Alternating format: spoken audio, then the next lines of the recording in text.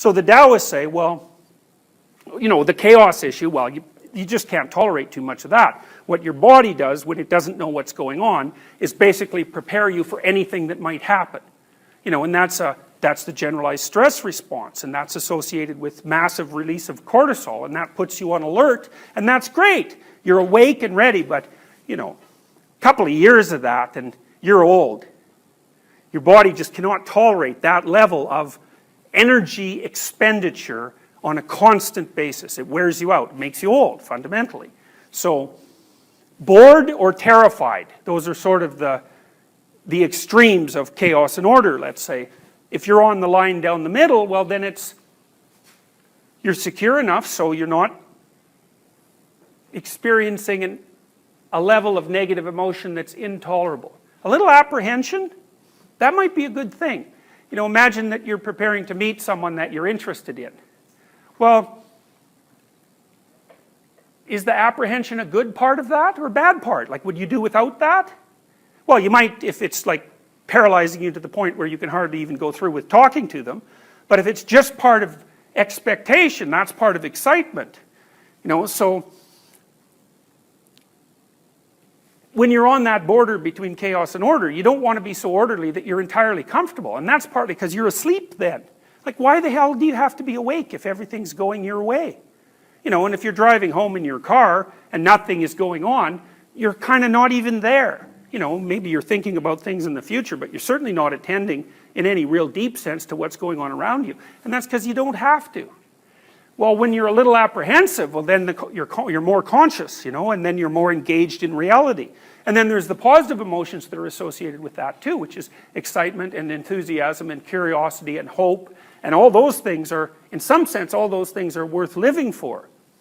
And part of the reason that the Taoists believe that you should walk the line between chaos and order is because it's at that place where the quality of your existence is high enough so that the problems that we discussed, the existential problems we discussed, are no longer particularly relevant. And you might say, well, what's the meaning of life? And I might say, well, you can't really ask that question linguistically, because there isn't a linguistic answer. Just as the problem itself isn't linguistic, right? Suffering is not the word suffering. Suffering is something that you embody. And meaning is not the word meaning. It's something that happens to you. And so the Taoists would say, well, stand on the line between order and chaos. You can tell when you're there because you're awake and alert and excited and enthusiastic and deep into the moment.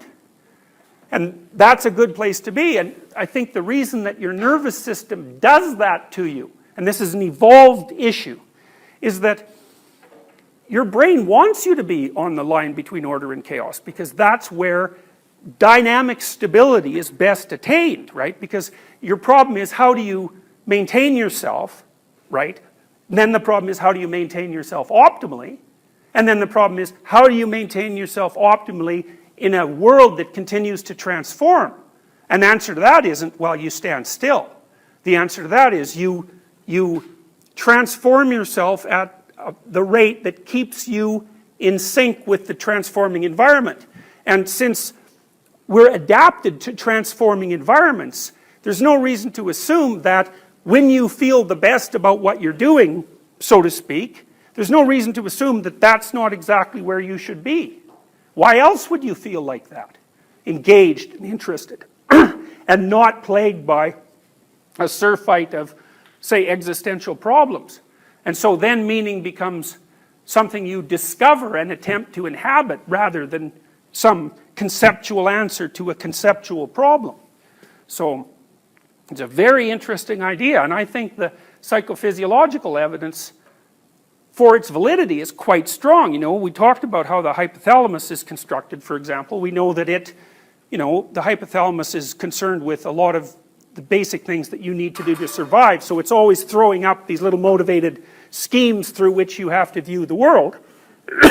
Fine, you have to deal with those, but when you have dealt with them, it defaults to mild exploration, and that's governed by, by pain and by fear and by disgust, because you can't have your exploration be entirely unbridled.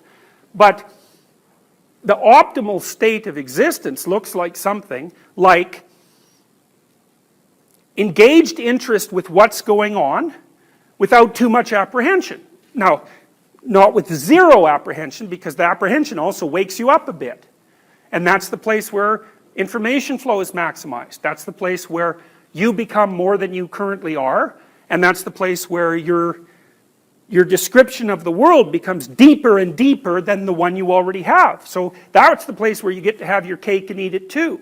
Sufficiently secure, but also engaged in a game that ensures that that security maintains itself across time. So you know, if your life is composed of order and chaos in a sense, and that's part of your fundamental existential problem, how to deal with chaos, how to deal with too much order, in some sense, your nervous system already sets you up for that. Now, and that's associated with some of the deeper ideas that have been put forward by people like Jung, and then to a lesser degree by people like Rogers and Maslow, who believed in something like human potential or human self-actualization. And Jung's idea was a deeper idea than that, was that when you're operating on the border between order and chaos, and you're interested in something, that's when you're where you are. That's when you're there. You're interested in something and you're captivated by it. Jung would then say, if you try to stay there, which means you follow that, it will take you to all the places that you don't want to go.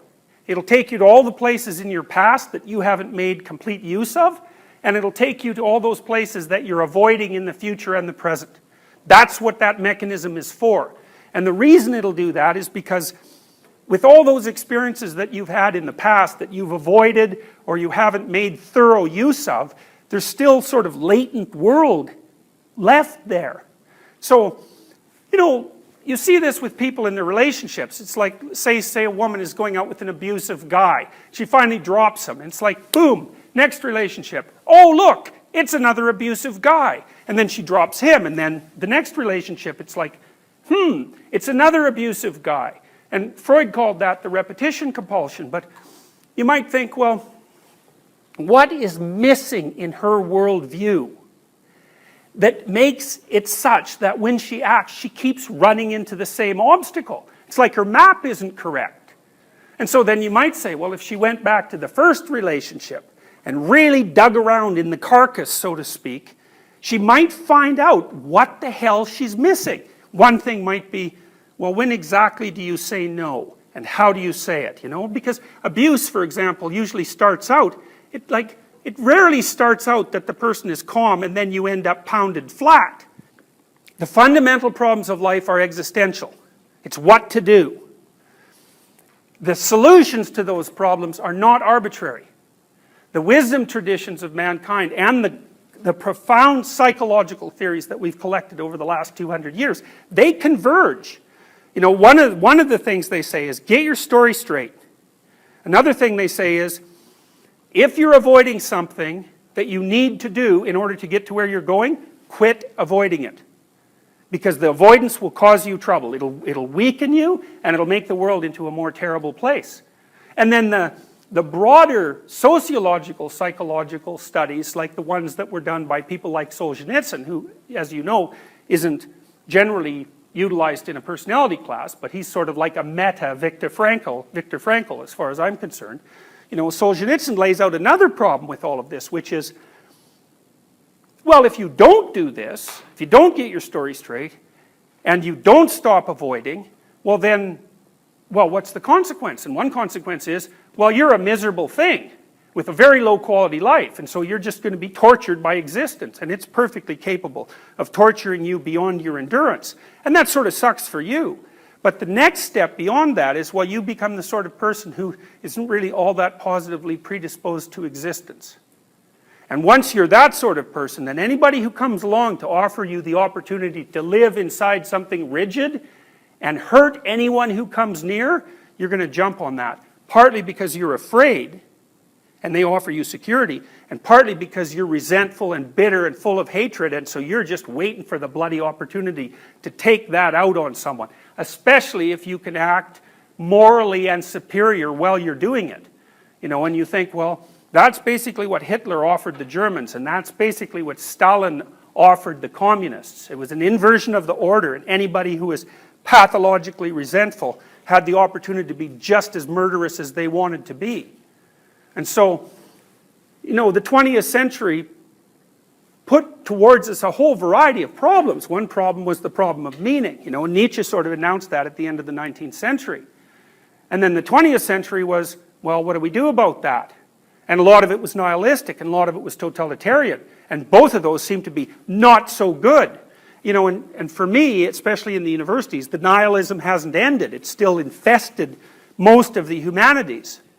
But the nihilism and the totalitarianism, they are not the only opportunities. They're not the only options.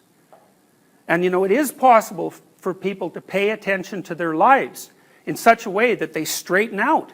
And if you straighten out, man, you get tough. And you get useful. And if you're tough and useful, then life isn't so horrible. Or even if it is, you can hack it.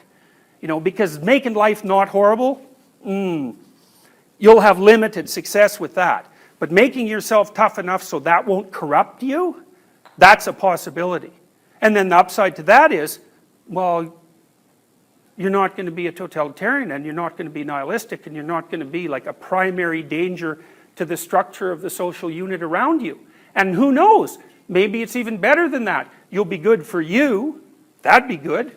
You'd be good for your family, that'd be good. You'd be good for your community, that would be good. That's an equilibrated state from the Piagetian perspective, right? You're living so it works for you, it works for your family, it works for your community. God only knows, maybe it even works for the planet. I mean, that would be the hope. Well, that's a pretty good thing to aim at. And the other thing to think about in that regard is, life is hard enough, so you need an adventure. You need an adventure to justify it. Like, it has to be worth it. You know, and one real adventure is, see if you can get your act together. That's hard. And it's an adventure. And it's partly an adventure because if you make that your primary goal, say, to not avoid things, to tell the truth, to aim at the highest value, things start to happen to you. They're not things that you're manipulating the world to get. They're just doors that start to open. And God only knows how many doors will open to you if you do that. And that makes things extraordinarily interesting. And once things are extraordinarily interesting, the fact that life has its limitations and that it's full of suffering, you think, yeah, well, you know, all things considered, it's not such a bad bargain. And so to close, one of the things you might ask yourself is, if you're in a situation where your life isn't of sufficient quality, then you might ask yourself, are you doing absolutely everything you can to fix it? And then you might say, well, let's not draw any final conclusions about the utility of existence and its value until we're sure we've got our act together and are seeing things straight. And that's worth pursuing. That's what you should be learning in university. You know, because that's the proper path of a citizen. It's the proper path of someone who's attempting to put the world straight. And that's the best thing you can do. And it's not only because it's right. It's because what's right is actually what's best for you. So that's what I've learned from the stuff I've been teaching you. So thank you.